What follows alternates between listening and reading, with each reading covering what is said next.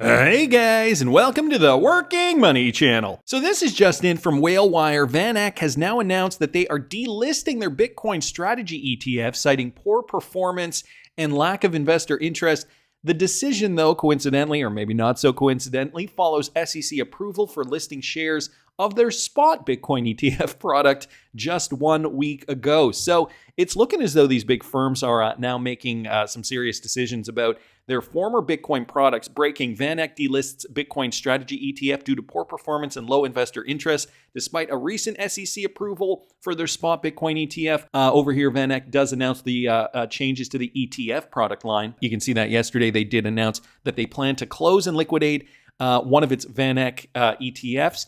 And on January the 16th, the Board of Trustees of VanEck ETF Trust did approve the liquidation and dissolution of the following fund. And so they give the ticker down here, the XBTF ticker on the CBOE exchange. So interesting to note that $89.5 billion asset manager to shut down Bitcoin futures exchange traded fund, even though they were just approved for a spot Bitcoin ETF.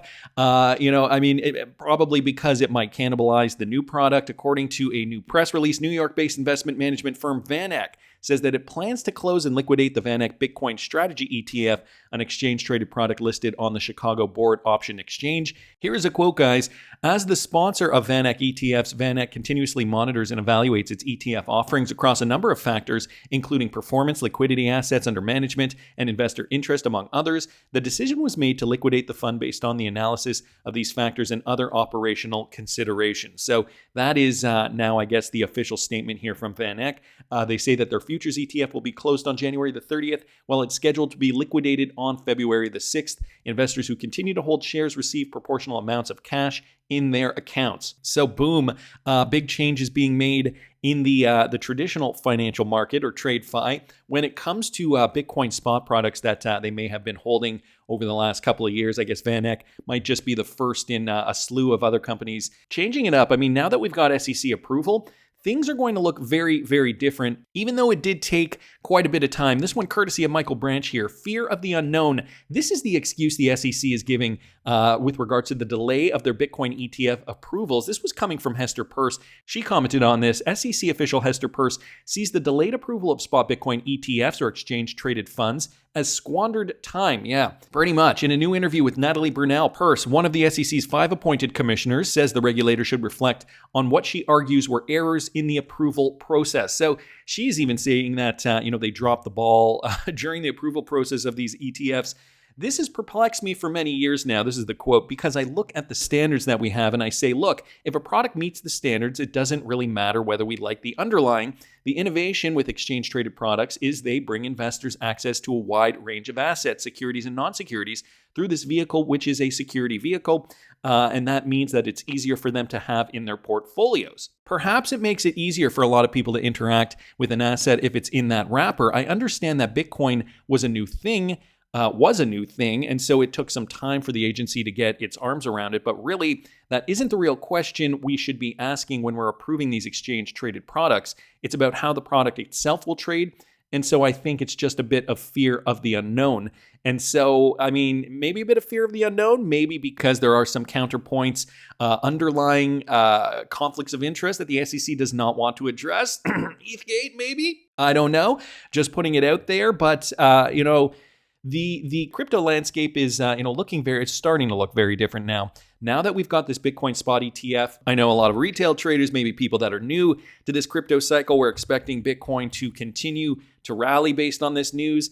And, unfortunately, depending on how you look at it, Bitcoin has gone down. I do think, there is that bearish case for Bitcoin, at least in the short term, maybe Bitcoin going down 20, 30%. Again, don't quote me on that. I'm going to be posting all my updates at patreon.com for only $5 a month if you guys are interested in what I'm trading, how much Bitcoin I'm trading, my targets, my legacy portfolio. I've decided to diversify. And the point of this portfolio, guys, is to maximize profits. So I'm just showing you guys what I'm doing. I'm not giving you guys financial advice, just going to be showing you guys my trades, going to be recording them on video on the day that they occur and posting them basically within 5 to 10 minutes, just depending on how long it takes for me to edit the video. I'm going to be posting them right away, letting you guys know exactly how much I'm putting in, exactly at what price I'm putting into these cryptocurrencies. And we're also going to discuss legacy coins, or rather my legacy portfolio, the coins that I've been holding for a very long time. So XRP targets, HBAR, Solana, Bitcoin. VeChain is, it's one that's in both portfolios, but I'm going to be talking about all that at patreon.com/workingmoneychannel if you are interested in something like that. I'm not going to lie, cryptocurrency certainly threatening the traditional financial guys, and even Chris Giancarlo, former CFTC commissioner, says the same here. This one courtesy of CoinDesk. As we go forward, we're going to increasingly see younger people move in to serve. He's talking about legislators. An interesting observation here from Giancarlo. Listen to this. My favorite author, Doug Adams, the author of Hitchhiker's Guide to the Galaxy, once said that, and I'll paraphrase because I don't remember the exact quote, but it was that anything that's invented before you turn 35 is way cool and is probably going to be the source of a lifetime of engagement the rest of your life. But anything that's invented after you turn 35 is dangerous, suspect, and needs to be suppressed.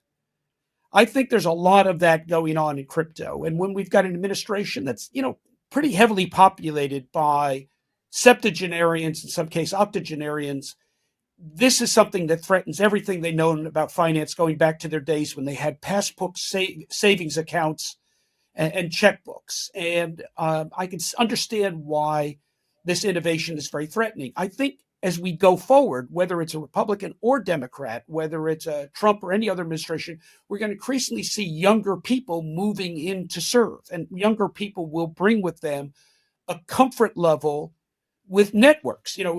They grew up in a networked world, whether that's a network of information or a network of gaming, they're going to bring with them a notion of a network of value. And so I think that this innovation is going to proceed regardless of the next administration. On the other hand, however, I do think that, and I say this as someone who served both in Obama and Trump, but who tends to be on the free market side of the aisle, I do think that you'll see a greater emphasis on free markets and perhaps a greater comfort level with allowing innovations to proceed. The same comfort level allowed me to greenlight Bitcoin futures 5 years ago. I think you'll see a greater, and you'll also see a greater emphasis on, if innovation is going to take place, we want it to take place in the United States. Keep it American, people. So it's one of those things where, you got to adapt or die. Chris Giancarlo obviously understands this concept. And, we are going to see younger people move in to serve.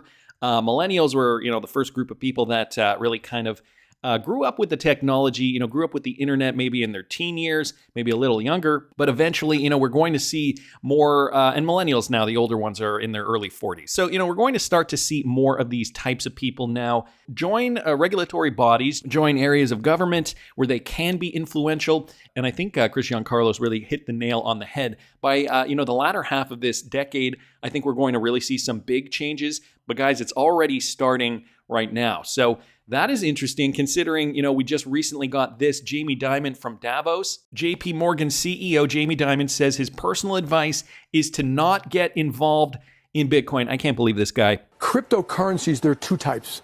There's a cryptocurrency which might actually do something. Think of a cryptocurrency as an embedded smart contract in it, and that we can use it to buy and sell real estate and move data. That may have value. The idea of tokenizing things. Tokenizing things that you do something with. And then there's one which does nothing. I call it the pet rock, the Bitcoin or something like that. And so on the Bitcoin, there's, first of all, and I'm not trying to make a joke here. There are use cases, AML, fraud, anti-money laundering, tax avoidance, sex trafficking. Those are real use cases, and you see it being used for hundreds, maybe $50 or $100 billion a year for that. That is the end use case. Everything else is people train among themselves. So speculate. Yeah. Now, okay. Now, my last statement, the last time I ever talk about Bitcoin, is I defend your right to do Bitcoin. I think, it's okay. I don't want to tell you what to do. So my personal advice is don't get involved. But I don't want to tell any one of you what to do. It's a free country. What do you make of BlackRock? What do you make of the other firms, the BlackRocks of the world that obviously, and Larry Fink changed his view of this, obviously. Yeah.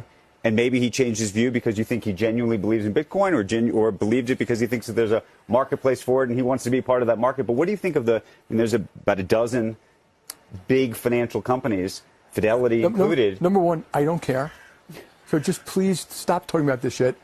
And I don't know what he would say about blockchain versus currencies that do something versus Bitcoin that does nothing. And maybe that's not different than me. But, this is what makes a market. People have opinions. This is the last time I'm ever going to state my opinion. Gold really didn't do anything either. Yeah, but gold's limited in supply. So is Bitcoin. And it's been used. So you think so, huh? I do. I think there's a good chance that when we get to that 20 million Bitcoins, they go to 42. No, that Satoshi's going to come on there, laugh hysterically, go quiet, all Bitcoin's going to be erased. I think, man. How the hell do you know it's going to stop at 21? I've never met one person who told me they know for a fact they take that mathematically, it can't happen because by the last one will be mined in 2150, and it gets harder and harder every time there's another halving. But Jamie, looking back over, you guys do what you want, I'll do what I want. As for gold, you can the 6 characteristics that make gold valuable for 4,000 years. They're all present in Bitcoin. That's all I'll say. And I love you, and I don't want to. And I also don't want to be a. Joe, you may be right. Yeah. I don't own gold either, so okay. That's what I mean. I mean, it is a little suspect that he's questioning Bitcoin scarcity. Satoshi could wipe them all out, perhaps. Jamie Dimon, do you know something we don't know? Things that make you go, For those who think Jamie Dimon is stupid, ignorant, or uninformed, he is none of these things. This is coming from James Lavish. He's a former hedge fund guy. He says he's an extremely intelligent banker who knows exactly how disruptive and damaging Bitcoin can and will be to his business, and he is doing everything in his power to discredit it. So maybe that's just all it is. I don't know, guys. I mean, we've got Jamie Dimon here putting down Bitcoin. Of course, there is, the speculative trading aspect of it. It really doesn't have a use case.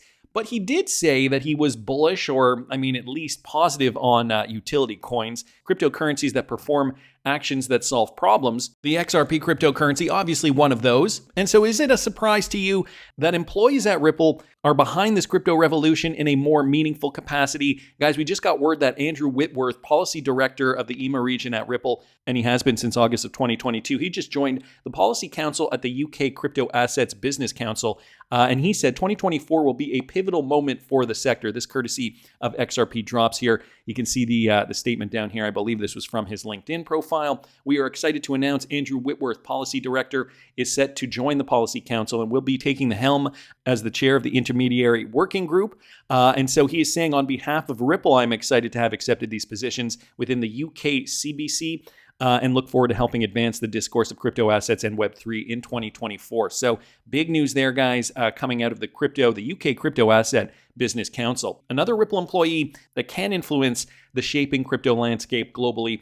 Also, this guy's from Ripple partner Finastra. They have just leveraged Databricks to enhance product development and AI capabilities. So Ripple partner Finastra, a global provider in financial system software and marketplaces, today announced that it's working with Databricks, and that's a data AI company, to provide more value-added solutions to services to its customers and partners globally. The collaboration enables Finastra to further unlock access to its data and deliver additional value with AI, including generative AI capabilities. Now, we've heard Brad Garlinghouse even talk about AI and how that is going to change, the way even blockchains probably interact.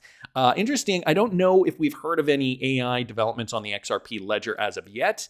However, it wouldn't surprise me if the devs are behind the scenes already working on it. Here's a quote. "We believe that data and AI are key drivers of innovation, and we are committed to delivering best-in-class solutions to our customers with this in mind." This coming from Alexander Borsuk, lead data engineer at Finastra. "Our work with Databricks enables us to develop enhanced data-driven products more effectively across all our business units. Our customers can also quickly access our data set via Databricks' Delta sharing capability to build their own products." So that's interesting, guys. Moving into AI now, Finastra, a Ripple partner, and in this case, they're using Databricks. But again, to that Brad Garlinghouse statement about AI-driven technology, the blockchain, how this is going to really change, even crypto, how that has historically developed, I think is going to be the new frontier in the latter half of this decade, moving into the 2030s as well. So that's some interesting news. Also happen to see this, guys, from the Wrath of Kahneman. Ripple partner SBI Remit has now partnered with Yokohama Shikin Bank. I believe that's one of the banks in the consortium of banks that is committed to using RippleNet in Japan. I believe there's 11 of them for international remittance services. So one of the largest Shinsei banks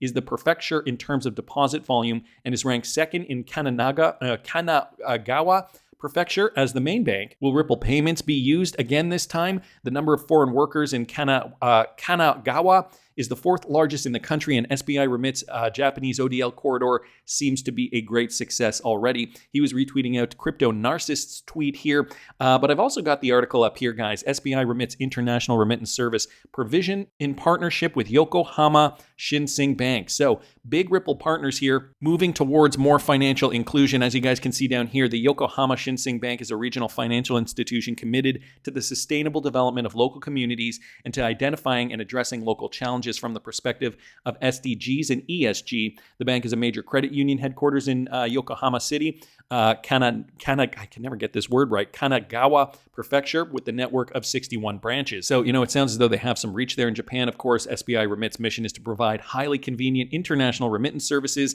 They can do that through RippleNet to foreign residents in Japan, primarily in the form of remittances and foreign residents' home countries. And guys, they even state here, we are actively utilizing advanced financial technology such as U.S. Ripple's distributed ledger technology to improve customer convenience by providing affordable, speedy services for remittances, customer support in 12 languages, and other services. So interesting news there. Using RippleNet, even mentioned in that statement. Wanted to thank the Wrath of Kahneman for posting that. Another interesting piece of news here that the Wrath of Kahneman did notice, Pronto Money Transfer built a payment platform to transfer money in the USA and Brazil. We know Brazil already has ties to Ripple. PMT has 2 companies, so Usend and Pontual. In 2019, though, Ripple did sign with Usend and Pontual as ex-Rapid partners for ODL. And then in 2021, Banco Inter Brazil acquired PMT and changed their name to Inter & Company. So interesting, they are now offering personal remittances for businesses. They've expanded their services to many payment companies, including Ripple and partners like Ripple Partners Tranglo, Remitty, and Uniteller. Are they using ODL? That's a very good question. Here is a statement from one of their documents. We currently process payments from several international payment platforms and MSBs in Brazil, such as Payoneer. I believe there is a Ripple connection to Payoneer. BBVA, definitely a Ripple partner. Uniteller, Brastel, More, Maxi, Tranglo. We all know about Tranglo, PayNearMe, Ripple, Real Transfer, Cashway, Remitty, and Transnetwork. By developing technical integrations or plugging their operations into our existing APIs, our services allow companies to safely and efficiently perform mass payouts to other companies and individuals. So Wrath of Kahneman just tracking this. He also says, he also posts some supporting material here for what it's worth. They also join Amazon as a PSP as well. So interesting, interesting information here. I guess, this is still a developing story. We do have these historical connections. I wonder what that means for the future of payments in Brazil and the USA. That corridor, I don't know how liquid that corridor is, but obviously with ODL, we'll probably see a lot more volume in that particular corridor once remitters, senders, and receivers start using this particular technology. So another great one there from the Wrath of Kahneman. And did you see this, guys? Bull Run Wonka, the XRPL, will be a major player in the world of tokenization in the future. David Schwartz did recently retweet out Franklin Templeton's tweet here. They originally said, other L1s outside of BTC and ETH and Solana have massive potential. Well, which L1s are you talking about particularly? We are continuing to support, monitor, and develop on these networks as they grow and mature. Well, David Schwartz did tweet this out to Franklin Templeton specifically. I agree. The XRPL's decade-long track record in reliability and stability is unmatched, especially in tokenizing and exchanging both crypto-native and real-world assets. So I don't know, fishing for some potential business. I'm sure Franklin Templeton already is aware of Ripple. XRP Crypto Wolf responding here. The XRP ledger is the best network out there. Bubba Cugs saying 100%. James Rule, just giving a fist bump there. Subjective views, XRPL, the L1 of L1s. I do not doubt it for a second. I also happen to see this from Sammy. Does he know Franklin On-Chain U.S. Government Money Fund does run on Stellar? Apparently, I don't know where this is from, where this was sourced from, or if somebody just made an image citing this, but it looks as though David Schwartz is, trying to get Franklin Templeton's attention over here. Anyway, I guess we'll see how that transpires. And some more breaking news, guys. This is actually fairly big. King Dogo posted this. Mark Eld has just joined Ripple to lead business development for CBDCs on the XRPL. And guess who he worked for in the past? R3 for the past 6 years. He says he's thrilled to announce that he's joined Ripple to lead business and development for CBDCs and digital assets. I'd like to take a moment to appreciate the last 6 amazing years at R3, where I have had the opportunity to pioneer the enterprise blockchain ecosystem and have met many colleagues, partners, and clients that have turned into great personal friendships. With the approval of Bitcoin ETF, the world of traditional finance is heralded in the age of cryptocurrency going mainstream. So big news here. I'm extremely impressed by Ripple's robust enterprise blockchain solution and the public XRP ledger that have stood the test of time, well over a decade, processing billions of transactions, helping companies and individuals move money in seconds with absolute security and finality. So Mark L, guys, now a Rippler, used to work for R3, a big milestone for him, and of course, a great asset for Ripple. Here's his LinkedIn profile, head of ecosystem development in the APAC region for R3. He also was the head of APAC venture development at a point, and also the director of technology for partnerships. So now he's the director of business development, CBDCs, and digital assets at Ripple. Working there full time, another great addition to the Ripple team coming from R3. I know there was a lot of controversy a few months ago.